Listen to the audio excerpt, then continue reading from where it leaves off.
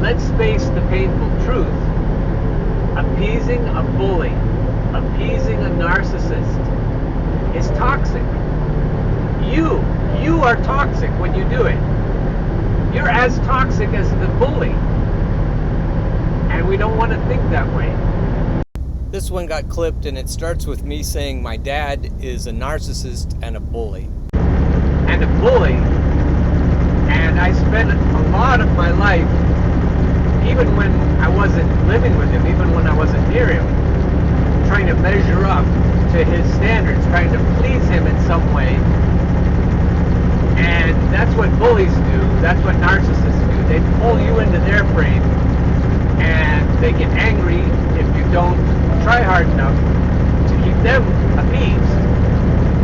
And thinking about that, if you have relationships now where you are sucked into someone else's appeasement, you're trying hard all the time to keep someone else happy, that's a habit. It takes a while. It takes work to break that habit. When you are in a place, and have been for a long time, where you worry about keeping someone else from being angry, you're in a psychological space that needs healing.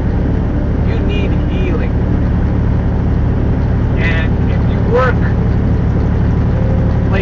like getting stronger pecs or stronger biceps, if you work consistently, you can work those psychological muscles to a place where they're stronger.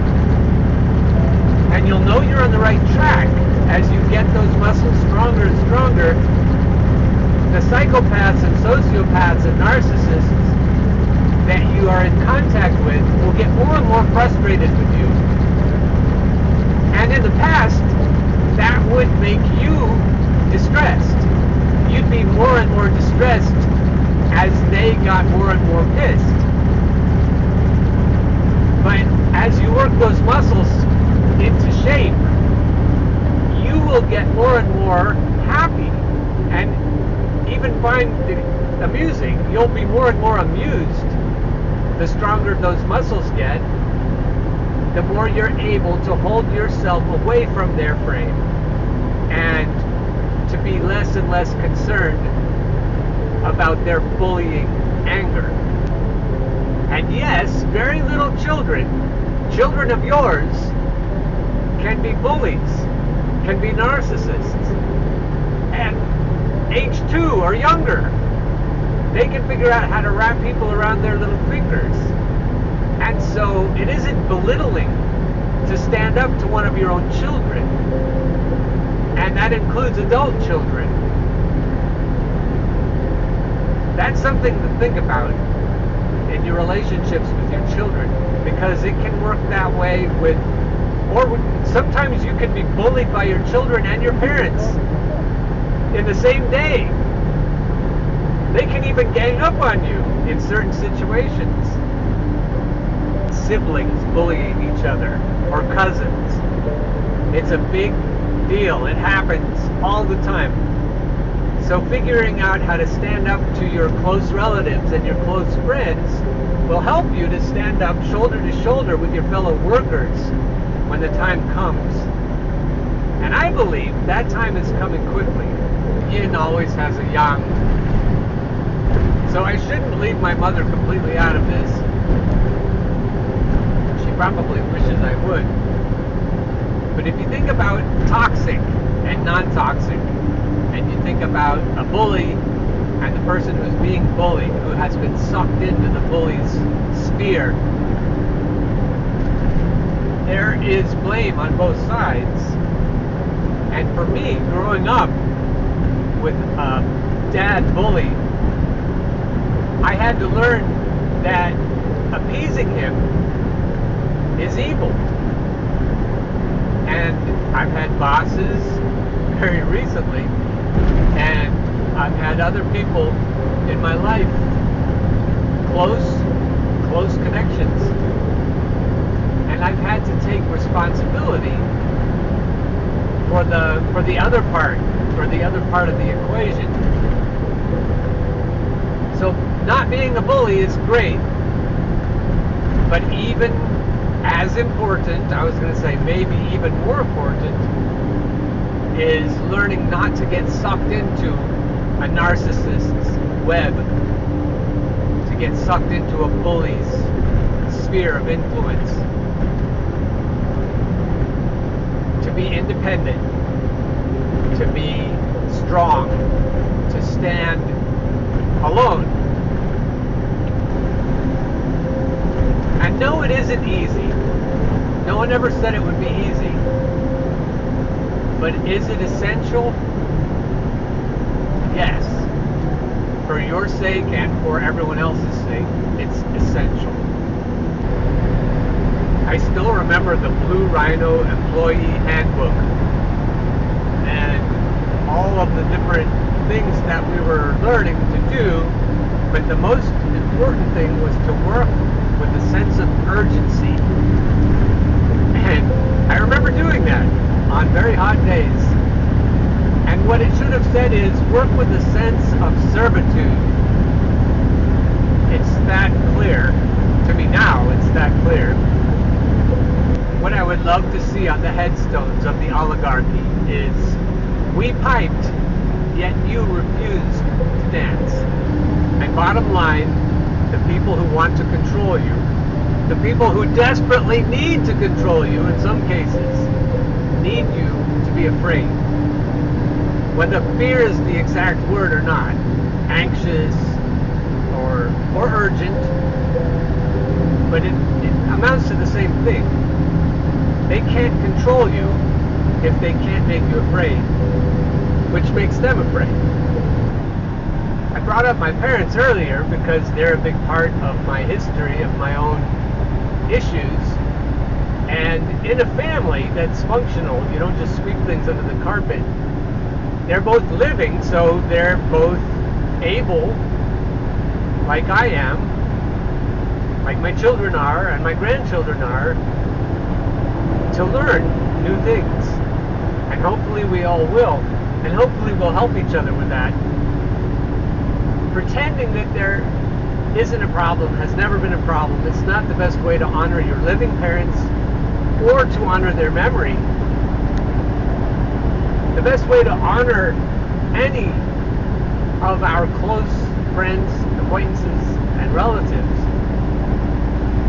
is to learn together and to be better people. In the South, they have the tradition of respecting your elders, whether they deserve it or not. I know in the military there's a phrase, with all due respect, and it's sometimes said with a sneer. I think we need to earn respect if we're teachers, if we're parents, if we're bosses, if we're oligarchs. I think we can't pretend that our position affords us the right to respect.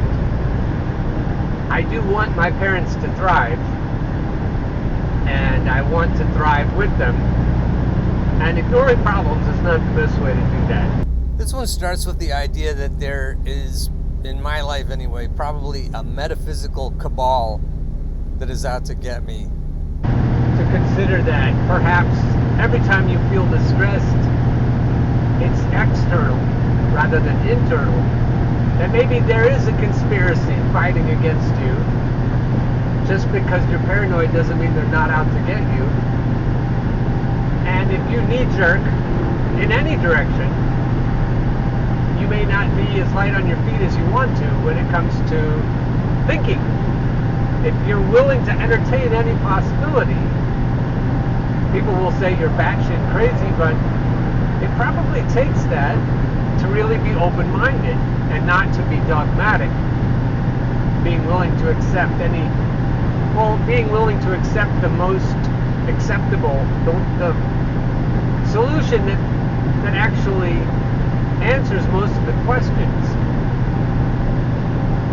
And for many, the answer to most questions is it's chemical, it's genetic, it's just the way you're made, it's just the way you're constructed. the metaphysical has nothing to do with it. Woo-woo has no place in my logical, orderly mind. And that's fine if that's how you want to be. But for me, what works the best, what is most efficacious, is when I handle everything as though it's not me fighting myself, but that there is a conspiracy, a spiritual, metaphysical, and physical. I feel like the metaphysical and the physical conspiracists work together against me. And whether it's true or not, when I start with the problem outside of myself, I'm kinder to myself and more supportive of myself, and I get better results. I just get better results when I believe that demons are the problem and not my own nutcase brain. When I know deep down that I'm okay, that I'm good, that I'm not just competent, but kind.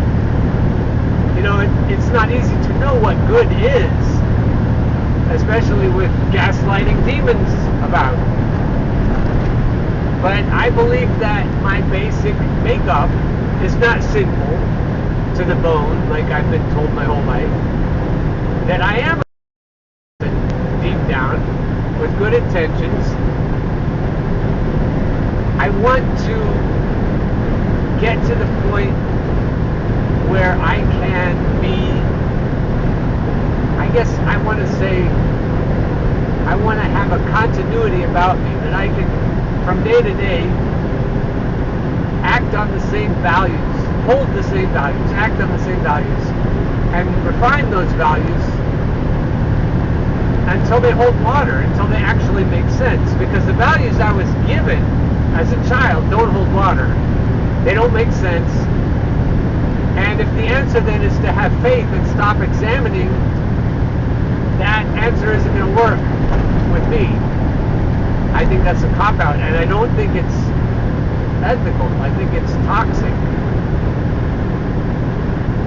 So if you agree with that much at least, then let's think about it. If you are being attacked from the outside by people, physical or metaphysical, who don't want you to succeed, the biggest attack they can make is on your ability to follow through with what you want to do. So if you want to lose weight, the biggest attack on that is to keep you from having continuity from day to day, week to week, month to month. You won't be able to follow through if you're weakened by gaslighting psychopathic entities. And if you, like me, if you figure out that they're the problem, if you're willing to believe that, you'll be able to encourage yourself to fight back so much better than if you're just calling yourself a weak-ass, lazy, spineless person who can't follow through like those other people on TikTok or Instagram. You'll be beating yourself up instead of encouraging yourself to overcome the horrific conspiracy against you. And it must be pretty powerful if you come at it from my angle, because hardly anybody seems to be able to overcome it. In our times, people struggle with almost everything. Mental health is one of the biggest. And if instead of us, I mean, it may be the food we eat, it may be the plastics we ingest, or the Monsanto glyphosate Roundup stuff, or all of the above, acid rain, who knows?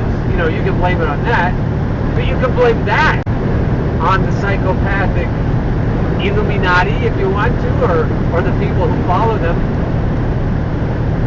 So again, you can say it is a conspiracy, a real conspiracy, to try to keep us small and afraid and easy to control and fat and lazy and unwilling and unable to work hard and to follow through on our goals and all that. Instead of sounding so negative and critical, we can just say, no, we are up against a very tough conspiracy, and we need to fight back with full knowledge of what we're fighting back against. And in the case of corporations, whether it's physical or metaphysical, we don't seem to even realize who the enemy is. And I think in my case, if I'm right, knowing who the enemy is helps me encourage myself really a lot better than just thinking I'm always at fault and criticizing myself.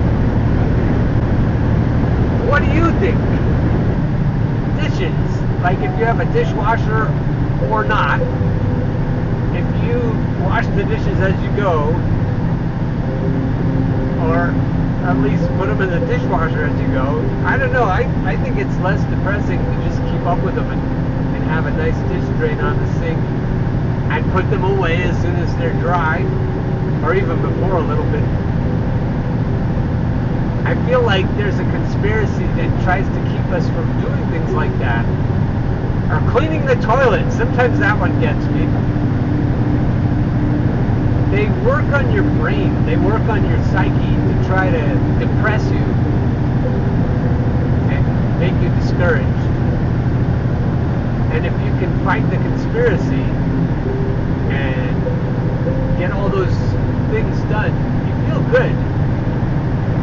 And I think you win all the battles, because you have lots of battles. You have one big battle on many fronts, and you need that inspiration from having your shit together.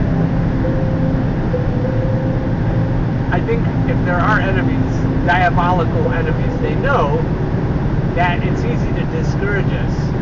If they can just pile a few things up that make us feel anxious or dread, then they've got us where they want us. There's a song in French called Ici-bas. It means down here.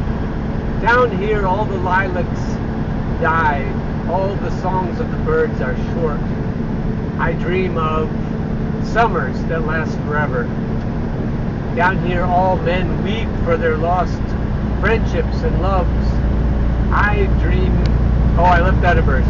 Down here the lips fade without leaving their velvet. I dream of kisses that last forever. And then the men weep for their lost loves and friendships. I dream of couples that remain forever together. It's one of the saddest songs ever because it describes reality. The reality is down here everything fades, especially romantic partnerships. And I just wish, like the person who wrote that poem, that things could last forever. Passion could last forever. So since I've been talking about conspiracies, I think there is a conspiracy, a grand conspiracy to keep things from being complacent, I guess. And I think we have to work in a concerted way to beat that conspiracy and to make passion last. We have to believe in ourselves as individuals. We have to believe it's possible to get the response from the universe that we desire. We just have to figure out how to do it. I think it can be done. Otherwise, that song would just be too sad to sing. Again, we have a half-assed spindication. Hey, he's missing a headlight. Just like I was a few days ago.